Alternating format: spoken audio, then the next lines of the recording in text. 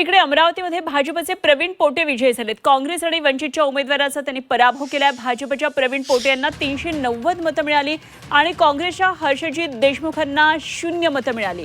वंचितच्या निलेश विश्वकर्मा यांना केवळ 31 मतं मिळालेली आहेत आणि पोटे हे या ठिकाणी विजयी ठरलेत। अमरावतीमध्ये सुद्धा अनेक नाट्यमय घडामोडी घडल्या होत्या।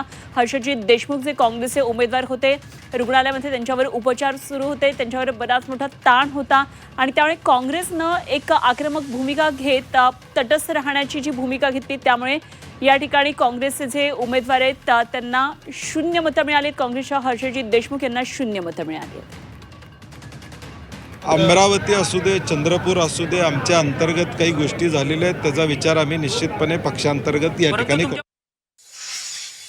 390 मतं मिळाली। मला वाटतं 400 व्हॅलिड जी मतं होती ती 421 मतं होती, त्यापैकी मला 390 मतं मिळाली।